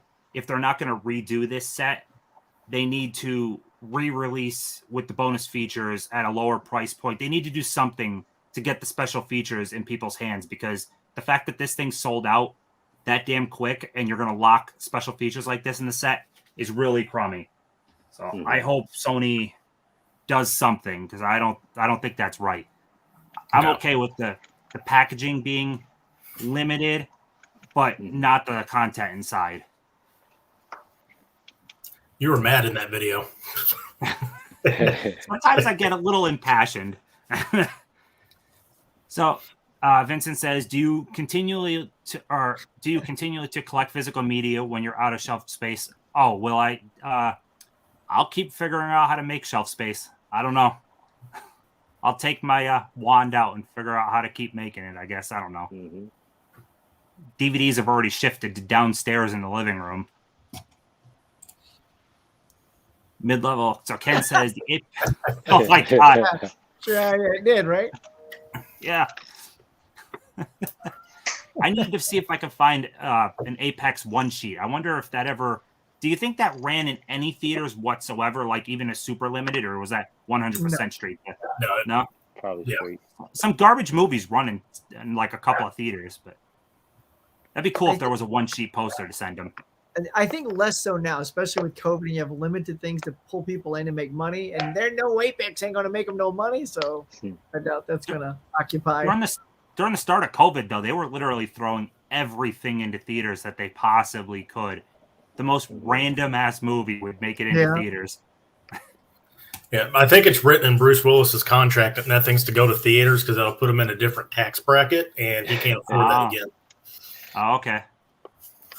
So his shitty movies could just stay to Blu-ray. Your promotion of Apex alone almost made me buy it. Almost. I like the almost. Yeah, it was in my hand today, and I was like, no, sir. As a collector, I tend to keep many duplicates just for collector's sake. I do if they are different enough. Like, I have a La La Land 3-disc set from Target from years ago that has special features on it that didn't make it to some of the other releases. I'm keeping that. But if it's the exact same thing, I just get rid of the other version.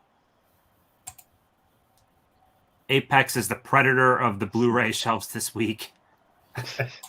Thank God.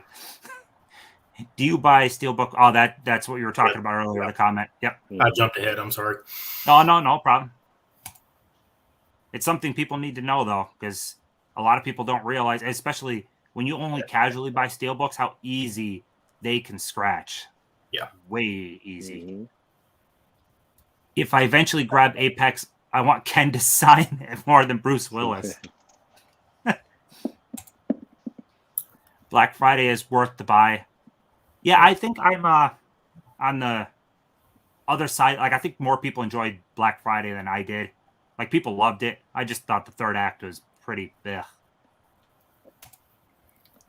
Thanks, Mel. Oh, that was Huck. I swear the front of the Black Friday is literally the same as Ash vs. Evil Dead. It looks like it. Yeah. And what's funny, Bruce isn't even the star. He's a secondary character, but he's front and center on the movie. Jagoda, I go the same route on eBay, 50 packs for the same guy. Yeah, I just looked up that retro protection on their actual storefront, not their eBay. They've got 100 protectors for $59 shipped. So I might have to try some other places. I love the Malco ones, but like I say, each time I've ordered them, they've been about $1 each. Mm-hmm. I don't use protectors. I look after my collection, but I don't baby them. Well, I don't. It's not necessarily babying, but like I keep all my steelbooks separate, so that's metal on metal on metal on metal. If I don't have something between them, they're going to all be destroyed. Even if I don't take them out, just general, movement of the house and all that, you're going to still get that rubbing effect. Yeah, you can stick a steelbook between two regular cases, and it's more prone to be okay. But yeah, steelbooks against steelbooks, it doesn't work out very well. Especially if they're raised and stuff like that. They got some of that embossing on there. Yeah. Speaking steelbook too, I know. Does Metal Pack still exist at all, or sort of?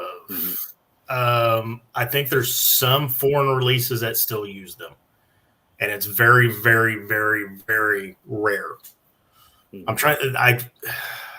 I seen a video game steelbook about a month ago in the steelbook forum on Reddit, and it was from it was somewhere in the European nations, and it was a metal pack, and it actually surprised me. I couldn't believe it was a metal pack.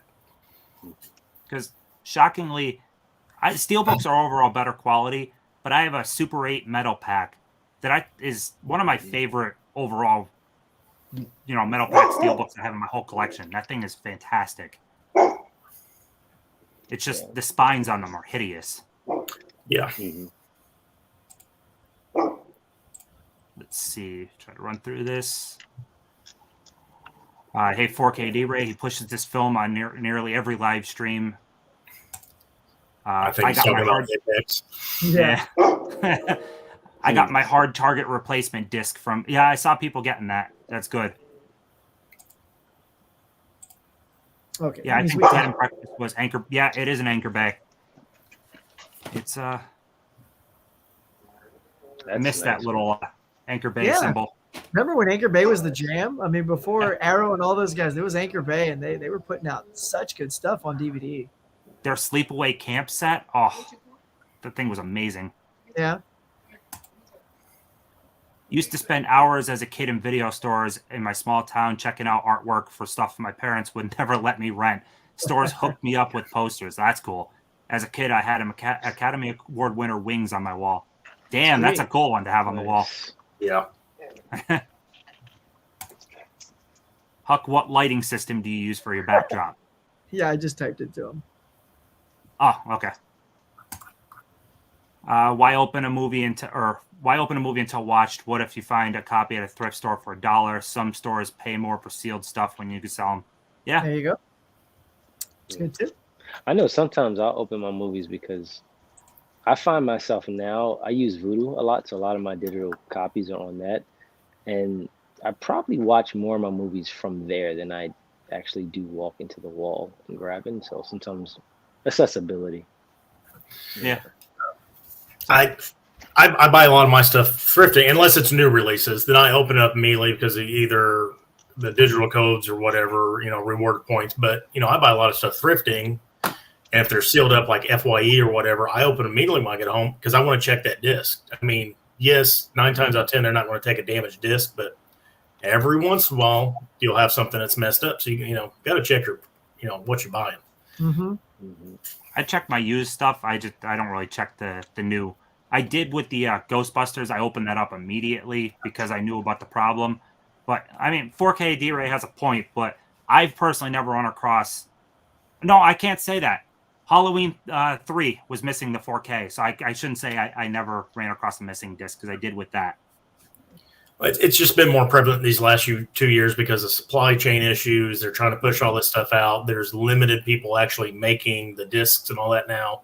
Yep. So it's just prone, here in about 2 years, everything should be back up and we shouldn't have this issue anymore. Hopefully. Yeah. No. All right. We'll head on to the last round right now, and then we'll finish up comments afterward. All right. I'm going to actually go with a lenticular as well. We're going to go to South Korea because North Korea is bad. Plain Archive. I was on there buying my Patterson Special Edition Steelbook, and I seen this lenticular plain edition. I was like, what is this? I thought at first this was just some weird Japanese movie. Oh wow. What's the name? Frank. Oh, Frank. So this has I always mess his name up, but Domhnall Gleeson, Maggie Gyllenhaal, Gleeson. yeah, and then Michael Fassbender. So basically, Fassbender is a lead singer of a band, and he wears this gigantic head that's wired up for mics and all that. And he decides to hire Domhnall to be his guitarist as they record a new album out in the middle of the woods. And they're like a weird, funky band. Like they just super experimental, all that. And basically it's about, them coming to grips with him having a giant head. I know this was in the Dollar Tree for $1, but when I seen this copy, I was like, I have to have it. Like, I don't know what this weird movie is. It's a dude in a head. I knew who Michael Fassbender was, and I immediately bought it. Mm-hmm. I think I have the DVD from Dollar Tree, actually. Yeah, I was going to say probably a lot of people do. Yeah. It's a good movie. I like it, but I mean, the lenticular is not like super deep on this, but you definitely get the. Yeah, you see it.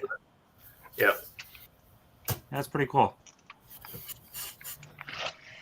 All right, Huck, go for it. All right, here we go. So I'm gonna represent my first swap meet that I went to this year, or was it last year?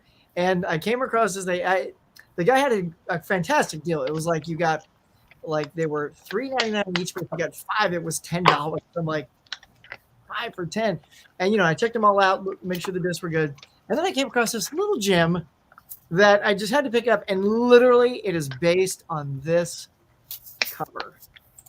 Wolf Cop. Look at this thing. Holy hell, man. I'm like, it's so clean. It's like, I love the font, the layout, and I knew what I was into when I got Wolf Cop. I'm like, okay, this has got to be a lot of fun. There's no way he's not going to talk as the wolf. Clearly talks as the wolf, So you have to sort of blend a little of the Wolfman versus American Werewolf in London plus, slapstick. And it was actually a fun ride. I couldn't believe it, especially for the price I paid, like, $3 or $2 or whatever this ended up being. And it was hilarious. I mean, it's like, it had good intention. It was, and if you're old school makeup guy like me, I love practical makeup effects. I'm just a sucker for that. I don't like the CGI stuff. That's why I love like the original Thing. You got Rob Bottin's work on that. And he also, of course, did RoboCop and Legend and all those just amazing things. Stuff like that really gets me. And this is what they did on this. They went old school. They had guys that did, the prosthetic makeup effects. And when he was wolfing out, not going to lie, he wolfs out through his junk. Yep, I'm just going to say there is a scene where Wolf Cop is taking a whiz in a bar and he wolfs out through his junk. I mean, if that's not worth the price of admission, nothing is. I was like, oh my God. Like when you hit, you're shocked and sort of like hilariously laughing at the same time. I'm like, did I just see that? And then you have to watch the making of. They totally cover the wolf penis. It's such a major scene in the middle. There's like 10 minutes devoted to how they made that effect. I was like, wow, give it up to those guys. So yeah, so there's a film based literally on just a sweet ass cover of Wolf Cop.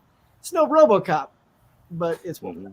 Yeah, somebody just pointed out in the chat that that also is a Dollar Tree title now. Is it? Hey, yes. It is worth $1. Go snag it. Yeah. On the topic of wolves, though, I recommend this. This is a quirky movie, but it's really fun. Yeah. Yeah, I definitely I like it a lot. Mm-hmm. I have Wolf Cop 2. I think Wolf Cop 2. Did they make Wolf Cop 2? Because they talked about it in here, but I never saw. I went on IMDb and I didn't see any Wolf Cop. I thought I had Wolf Cop 2, or did I buy some other wolf movie? There is a Wolf They made Cop a steelbook of Wolf Cop. Yeah. And there is a Wolf Cop 2 because I think there's a 2-pack. Yeah, it was That's so weird. I went to IMDb. I didn't because this was made a lot longer ago than I thought, like 2013 or 16 or something like that. So Wolf Cop was 2014, and the second one's called Another Wolf Cop. It's not Wolf Cop 2. It's Gotcha. But there is a 2-pack that have them both in it. I'm almost certain. I'll be looking for that. Let's see. Now, Hold on, with the So- wolf penis, is it the same people that handled Tommy's Yeah, and the Pam and Tommy Steve and series? Oh, that's awesome looking.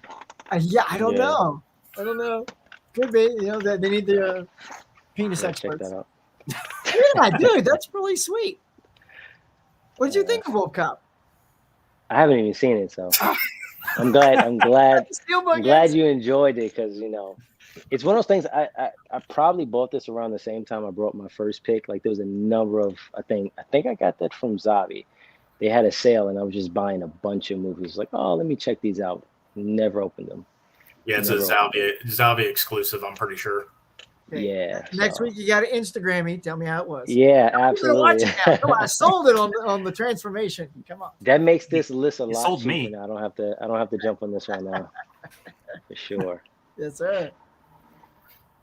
All right. Want to move on for your last one?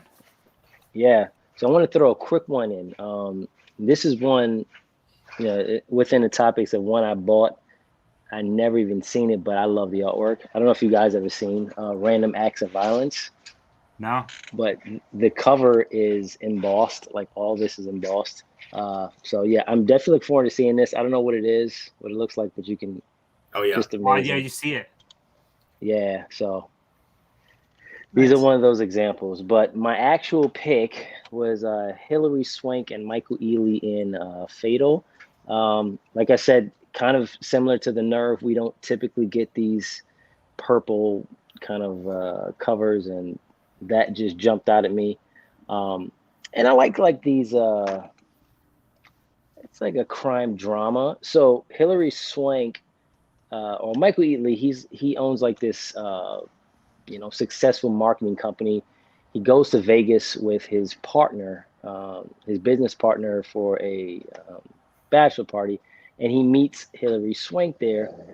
They have a one-night stand, and then when he comes back, he has a home invasion. Super nice house he got, I believe, in California. Has a home invasion, and he calls, they call 911, and the detective that come is Hilary Swank. So she's the detective, but when he met her initially, he told her that he was, a different name, and he essentially lied, And so now she's in his home with his wife, and so now you have like that kind of crazy thing going on with her, and she's kind of Hilary Swank is a psychotic detective. So there's a lot of, I don't want to tell you more, but there's a lot of crazy stuff that goes on in there. So yeah, and actually I actually enjoyed it. Crime dramas are, I can get down with some of those, but Yeah. it's a pretty good watch. Pretty good watch. A lot of I like movies that have like more than one twist in it. So I had a couple twists. That is a killer slip. I looked at that in the Yeah. store so many times. Mm-hmm. All right, we'll run on to my final choice. And if you've been watching me a little bit, even on other streams, I've been really like pimping out Film Detective releases. It feels like I really enjoy the Film Detective. So I'm going to throw out my very first one I picked up of them because of the cover art. And that is A Life at Stake. It's hard to, the 40s and 50s had some tremendous artwork. I love this artwork. And this is a really, really cool movie. It's the main guy gets into a business deal for real estate with the lead actress. It's Angela Lansbury, early Angela Lansbury. And it ends up being this twisty turny, like, is she trying to kill him? Is he imagining things? It's a really cool movie. I enjoyed the heck out of this. There's some picture problems here and there, but I think it's all source material. I don't think Film Detective did a bad job. I just think the actual negative had problems. But very cool release. And like I said, I love this artwork. It's the 40s and 50s had really, really cool artwork. Mm-hmm. Any of you guys watch any of their stuff yet? Film Detective? Oh, not yet. No, I haven't. I recommend it. I keep Yeah. recommending them as much as I possibly can. Yeah. But do you recommend as much as Apex? This the race going. That's tough. That's We tough. got- That's a different level. Keep it going, man. All right. I can't wait till we reach the apex of that joke. There you go. That's good stuff. We'll make the last little bit of run through the comments, and then we'll close out where you guys can make your final comments. So, let's see your final selling any other movies you want. Oh, Ken's still doing it. He just put. Oh my god! Just one of the guys. It's not Kino. What is that? It's No, it's not Kino. It's I Sony, don't know. right? Yeah, Sony. It's just Sony. Yeah. It's got Yeah, a commentary. Sony. Their catalog titles could be kind of pricey. What's the most expensive movie in your collection, and how much? My Gangs of New York one click, probably. Spider-Man one click. Your very nice Spider-Man one click. Yeah. Monstrosity. I guess if you're taking out box sets and it's just like single movie things, yeah. my Drive Manta Lab. Then so my Lost in Translation. Love that. That or my Shaolin Soccer. Both of them were a little over $100 a piece. Yeah, I don't think I've dropped anything that big on one title. It's probably the American Werewolf in London, Arrow. I love their big box sets though. Arrow just awesome box sets. Big old Oh honkers. yeah. Yeah. It's like It's been something I've been trying to collect more they're lately. like bookends, man. Mm-hmm. Yeah. Which is partially why in that video where I went ranting about prices, you could buy those nice huge box sets for like Yes. $42 and change, and then you get regular releases for $42. Like, no, Come it's on. insane. Mm-hmm. No booklet? No way. Raccoon City, man, $42.99. You got art cards. Yeah. Woo! Yeah. That happens a lot at the Target exclusives. I remember when Free Guy came out, it had 2 trading cards or something for $35. I'm like, why? No, that's not worth the like $7 more, you know, just And Get the the packaging promo. on the Target ones isn't really that nice either. Yeah, since I got rid of the digibooks, it's went downhill. Yeah. Yeah, that's the thing is if it had a digibook or something inside, that would have made it worth it. But it was literally just the movie and then those 2 cards. I was like, no. Culture Trini stopped in. He's in all the streams. He's awesome. Always supporting everyone. Ready Player One is underrated. Can't wait for the sequel. There was just so much nostalgia in that movie. Oh, Yeah. Oh, yeah. I love it. Love it. Yeah, they shoved every possible franchise they could into that movie. I don't know if you caught the one where he's chanting from Excalibur. He's all Anal Nathrak. Yes. And like as soon as I was watching with my friend, like I lost it. I just started busting out laughing. He's like, what's going on? I'm like, that is a deep cut. So it's just, not just the cars and stuff, but that line from Excalibur. I was like, oh my God, that was great. Did you guys Amazing movie. pause the big battle to like look at all the stuff in the background? Yeah. I did, yeah. Alex Thomas stopped in. Awesome. Movie Hunter 2020 evening, everyone. Tim impassioned like your 4K feed prices. Yeah. Sometimes I could get really like worked up on something. Tim, if I knew you were after that regular La La Land Blu-ray Steelbook, I'd have hooked you up with it. I'm looking to get. Oh, yeah. I didn't even think to really check the community on that. I've been on Mercari a lot lately and just kind of adding to cart and buying. Mercari's dangerous. Yeah, and with steelbooks, you can't think about it sometimes. I mean, you look at it, you may go check something, come back, it's not there anymore. Especially La La Land, because that's kind of still a desirable steelbook. Yeah. I never saw mine in the store, and it was always got it never for purchased. $35, which I felt was way more than fair. Oh, yeah. Mm-hmm. If there was ever a movie which deserved a steelbook, it's Steel Frontier. Damn right. With new artwork, Chicken Boy on the back cover. It'll be a G1, Generation 1 DVD steelbook. We need Side Hustle Cinema to mock that up.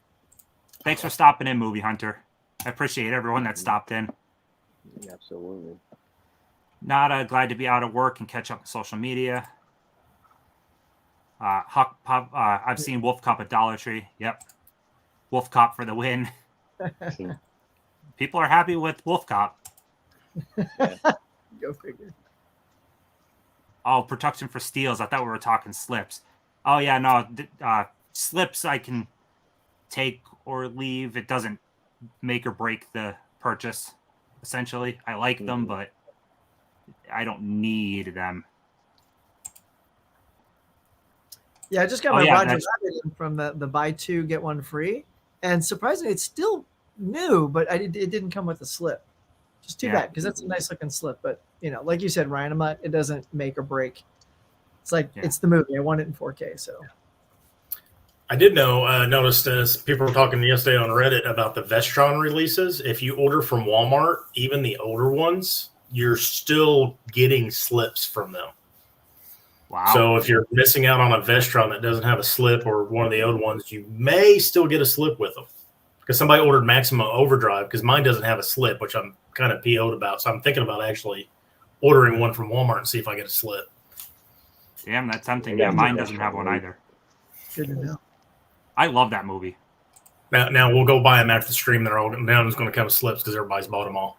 I think I got into Vestron with Wishmaster or Little Monsters. One of those got me into that line. I was like, holy shoot.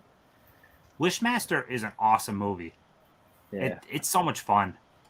Mm-hmm. The guy that plays the Wishmaster does such an awesome job. Yeah, he's good. Yeah. Have you guys ordered from DDD House in Hong Kong? I don't know what that is. I've looked at their stuff. There's so many different. There's like Terracotta, DDD House. There's Hong Kong distribution. There's like 4 or 5 different Asian markets over there that all do okay transfers and stuff. They try to upgrade old stuff to Blu-ray, and that it doesn't usually turn out the greatest. Yeah, I appreciate Matt being in here or in 4K because 4 a.m. there. It's yeah. Oh wow. I appreciate because it's late, early, whatever you want to call it. I seen him. He posted a video. He was in CEX the other day, and something I would love to go over there just to go shopping. Yeah. I would come back broke, but he posts videos of like HMV, and I'm like, I want to go inside one. Yeah. We used to have those, but they closed. Oh God, Apex. Hey, somebody block that guy, man. He's spamming us. Apex for the win. Oh my goodness, Susan, make sure you follow my Instagram. Who is Ken? Ken is Mr. Apex himself. Ken is Bruce Willis's promotional manager. So yes. He is Bruce Willis. He has that like Mission Impossible mask he rips off. Who's joining my Apex roundtable at the end of the month? That's funny. It'd essentially be a movie club, but just talking. Oh, no, pass. Let's see. Just run through them quick. Great stream. Love the subject. I appreciate everyone up here, and I think this was a really fun conversation tonight. It was. I think it's applicable too because even no matter what you collect, like there's a lot of people. Even I know one of my first collections was action figures way back in the day. I would buy figures I've never even heard of before just because I liked the way the character looked, and then I would kind of go and figure out where they come from. So yeah. You still get slips with Amazon when it comes from Vestron. Yeah, Mel actually just got a bunch of them in, and they pretty much all came with slips. But Maximum Overdrive, Bin Buster actually sent her the slip. Yeah, I was going to say, like I said, I seen it on Reddit, and somebody had bought stuff from Walmart. Like they bought almost every Vestron that was, and they got slips with every single one, including Maximum Overdrive. So I guess you either get lucky or you don't. Yeah. And then Mel, don't you recycle all your slips? Yeah. Like, donate it. Everyone's like, I want the slips. You're like, yeah. Have a great night, man, or morning, whatever you want to call it. But I appreciate you being in here. Stay cool, my man. Thought Ken was long lost son Hulk, and I heard Bruce Willis has dementia. I didn't hear that. But... No. All right, that's the comments. I'll give it to you, Ryan, and you can close out yours and we'll run through everybody. Just say whatever you want to say. Any movies you want to plug, anything you want to plug for your channel, it's all yours.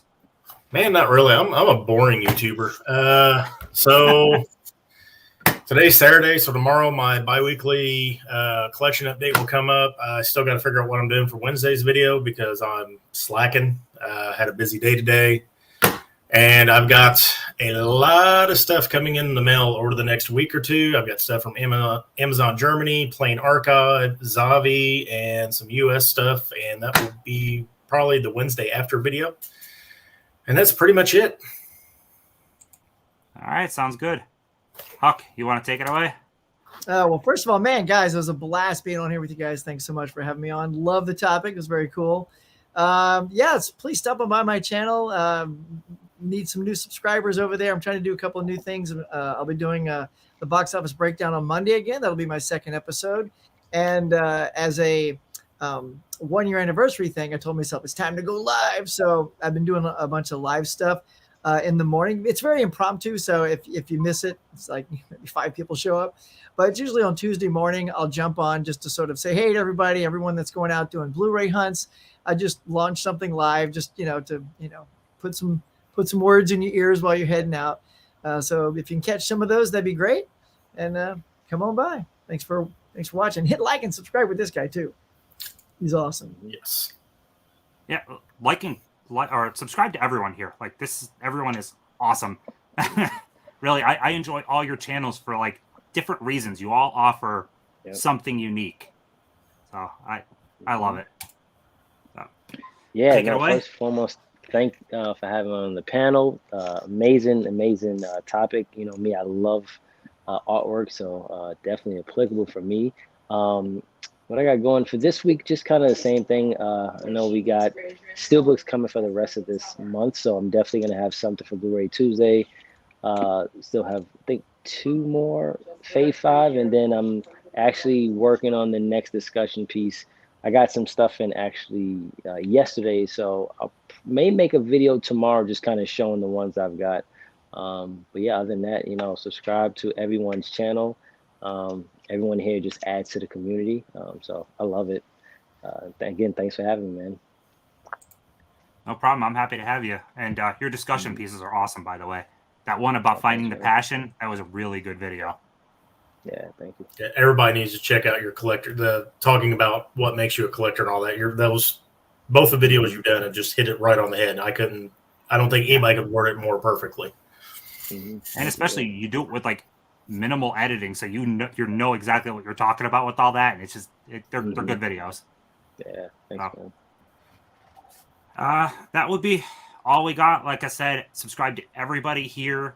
I hope you guys enjoyed yourselves.